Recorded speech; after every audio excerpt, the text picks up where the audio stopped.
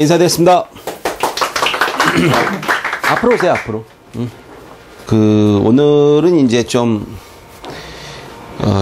색다른 방법으로 처음으로 이제 시장을 볼 수 있는 지식, 신문 활용법에 대해서 좀, 혹시 신문 활용법 배우셨어요? 배우셨어요? 못 배웠어요? 참 중요한데, 이 경제신문을 보면은요, 돈이 보여요. 안전하게.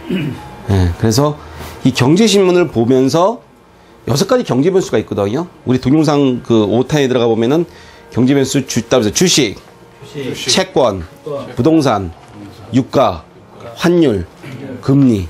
다시 한번 주식, 채권, 부동산, 유가, 환율, 금리. 6가지거든요. 6가지인데 주식, 채권, 부동산,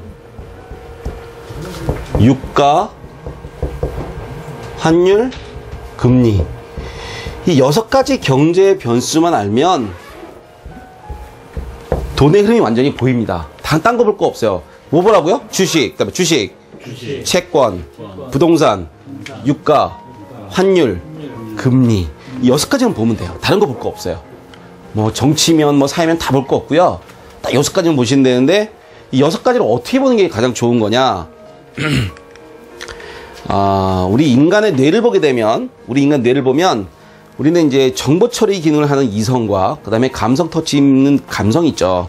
그러면 우리 뇌에 보게 되면 정보 처리하는 이성 기능이 어디에 있냐면 전전두엽이라는 데 있어요. 전전두엽이라. 이 전전두엽이라는 이 전두엽에 결국은 이제 이 뇌의 기능이 있는데, 이 뇌의 기능 중에서 이 전전두엽의 기능은 뭐냐면 수리적이거나 논리적으로 얘기할 수 있는 이성적인 판단할 수 있는 곳이거든요. 근데 왜 명문대학을 나오고 명문대학원을 나오고 공부를 굉장히 잘하고 박사까지 됐는데 왜 그 사람이 부자가 참 되기가 어려우냐? 왜 그 사람들은 부자가 된 사람들이 오히려 안 배운 사람들보다 고등학교 졸업밖에 못하고 열심히 그 이성적인 부분보다는 감성 터치를 통해서 돈을 번 사람보다 부자가 안 되느냐, 자산이 증가된 거 안 되느냐 보면 이성적인 측면은 사실은 돈하고는 약간은 떨어진다 이렇게 보시면 되는 거죠.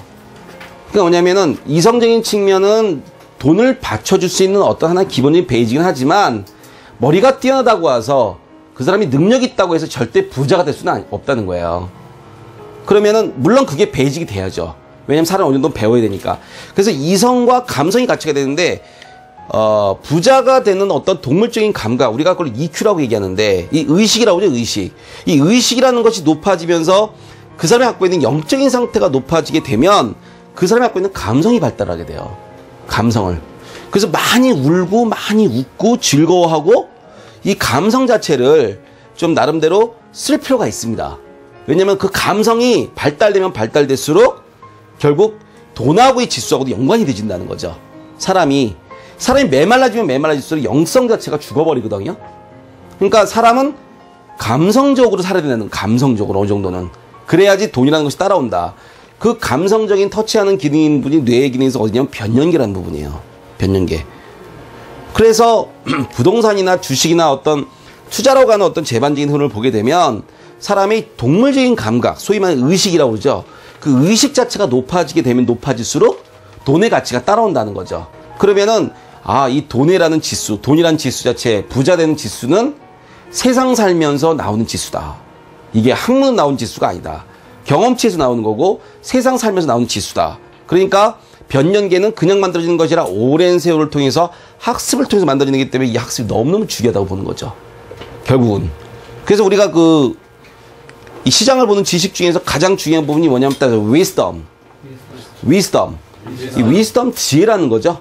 지혜. 우리가 이걸 EQ라고 그러는데, 여러분들 그 자녀들에게, 지금 자녀를 두고 있는 아버지 같은 경우에는 자녀들에게 IQ, 재산을 물려주지 말고 EQ를 물려주셔야 됩니다. EQ. 살아가는 방법을 가르쳐 주셔야 돼요. 그 아이가 어떻게 의식이 높아지고, 그 다음에 남을 봉사하고, 그 다음에 남을 위해서 살고자 하는 이런 어떤 기본적인 마인드. 이 마인드가 사실 가장 중요하거든요. 그 마인드를 정확하게 찍어준 사람이 누구냐면 바로, 유일한 박사님이세요. 유일한 박사님은 자녀에게 아무것도 상속을 안 하셨거든. 그 대신에 그분은 뭘 줬냐면 EQ를 줬어요. EQ. EQ. 스스로 살아날 수 있는 방법을 보여줬다는 거지. 이 신문을 보면서 무엇을 배워야 되냐면 경제 흐름에 갖고 있는 이 EQ를 배워야 된다. 경제 흐름의 EQ. 이 경제 흐름에 경제를 알게 되면 이 경제가 어떻게 돌아가는지 이 흐름에 대한 어떤 그런 EQ가 나와요. 흐름이. 그래서 그걸 통해서 만들어가는 겁니다. 그래서 부자와 가난한 사람의 차이를 보게 되니까 부자들은 EQ가 발달돼 있으니까 이 사람들은 남들보다 빠르게 소문에 액션을 취해요. 자, 오늘 보게 되니까 뭐 요새 며칠 동안 계속 나온 얘기가 뭐냐면 대형 아파트 하락 얘기를 계속 내고 있어요. 그래서 앞으로 대형 아파트 끝났다 이런 얘기가 나오고 있다고. 그러면 대형 아파트가 끝났다고 얘기하는 것 자체를 사실이고 진실로 받아들이고 앞으로 대형 아파트가 어떻게 발전한 것인가를 예측을 못한 사람들은 대형 아파트를 못 사요. 죽었다 깨어나도. 그런데 냉정하게 얘기해서 부동산의 흐름을 정확하게 아는 사람들은 대형 아파트를 삽니다. 사요. 왜? 헐값이니까. 거저먹는 거니까. 주워먹는 거니까. 한번 논리적으로 한번 생각해 보자고요. 24평짜리 아파트가 지금 현재 2억이 간다 이를 치자고요. 근데 40평짜리 아파트가 5억이다 그러면 어디 싼 겁니까? 이 24평짜리 아파트 2억이 싼 거예요? 42평짜리 아파트 5억이 싼 거예요? 가치를 볼 때. 모르는 거지. 왜? 수요와 공급의 논리에서 달라지는 거니까. 그러면 이제 이걸 보고 예측하는 게 이제 EQ와 그 다음에 우리의 갖고 있는 논리적인 이성을 갖다 접목을 시키는 거예요. 자, 예를 들면 이런 거죠. 그럼 선진국의 사례 한번 들어보자 이거야. 이건 이제 소위 말해 이성적인 측면으로 분석을 하는 건데, 선진국 사례를 들으면 일본이나 영국이나 미국 사람들이 갖고 있는 부자들의 평균 한 평당 한 사람당 차지하는 평수 몇 평일까? 따져보니까 10평에서 14평 사이더라 이거야. 10평에서 14평. 그럼 10평에서 14평이면 세 식구면은 적어도 33평은 돼야 된다는 거지. 32평, 33평은. 근데 요새 소형 아파트 바람이 불면서 24평짜리 아파트, 20평짜리는 지으는데 33평짜리 아파트는 인기가 떨어지고 있어요. 그죠? 가격도 비싸고, 그 다음에 33평짜리 아파트는 24평짜리 아파트는 가치가 안 나가주니까 떨어진단 말이야. 근데 궁극적으로 33평짜리 아파트 사는 사람과 24평짜리 아파트 사는 사람을 비교해보면 누가 더 편하겠어요? 당연히 33평짜리 아파트 사는 사람이 편하겠죠. 그러니까 기본적으로 33평짜리 아파트하고 24평짜리 아파트를 볼 때 33평짜리 아파트가 2억을 하고 24평짜리 아파트 2억을 할 수는 없잖아. 그럼 궁극적으로 보게 되면 논리적으로 보면 되죠. 24평짜리가 2억이라면 33평짜리 아파트가 3억이라면 1억 차이밖에 안 난다면 결국 24평짜리 아파트가 3억 가면 33평 아파트는 5억 가 있을 거 아니야 이거지. 그죠? 그래야 궁극적으로 대형 아파트 가격이 떨어진다는 말이 논리가 안 맞다는 거죠. 그럼 뭐냐면 대형 아파트 가격이 그만큼 많이 올라왔기 때문에 약간의 거품이 빠지는 것뿐이지 대형 아파트가 올라가다 계속 여기서 멈춰가지고 못 올라가고 계속 하락할 것이라는 논리는 안 맞는다라는 거죠. 그럼 부자들은 이 논리를 안다는 거예요. 왜 알냐? 공부를 엄청나게 하니까. 그런데 일반적인 사람들은 대형 아파트가 하락을 하니까 대형 아파트는 끝났어. 소형 아파트만 갈까? 그러면 소형 아파트를 몰려버리면 또 소형 아파트를 막 지어 제낀단 말이에요. 건설사들은 또. 그럼 건설사들이 어느 정도 소형 아파트 많이 짓고 대형 아파트 안 지면 대형 아파트는 안 지으니까 나중에 수요와 공급의 논리에서 공급이 딸리게 되고 24평짜리 아파트는 많이 지어지니까 수요와 공급의 원리에서 공급이 넘쳐나게 된다는 현상이 나온다는 거지. 그러니까 경제라고 하는 것은 시속게임이라는 거예요. 올라갔다 내려갔다 올라갔다 내려갔다 시속게임이라는 거지 정답은 없다라는 거죠. 다만 어떠한 논리로 끌고 나가냐가 굉장히 중요하다는 거죠. 그게 바로 경제를 보는 눈의 흐름이 있는 거죠. 그러면 일반적인 사람들은 어떻게 하면 24평짜리 아파트가 3억이 가면은 야, 저 아파트 가격이 너무 많이 올라간다 그래서 소형 아파트를 사려고 따라붙는다는 거예요. 그게 바로 뉴스에 산다는 거죠. 뉴스에. 매스컴 따라다닌다는 거죠. 그 매스컴 따라다니면은 결국 돈을 못 번다는 거예요. 결론은. 그래서 여러분들이 경제 변수 6가지를 공부해야 되는 이유는 돈의 흐름을 파악해야 되기 때문에. 돈의 흐름. 이 부자들이 생각하는 심리, 이 사람에 대한 심리를 정확하게 알아야 부동산과 주식과 채권이라고 하는 이 유가라고 하는 이 동향에 대해서 알게 된다는 거예요. 이제 유가 한번 얘기해 볼까요?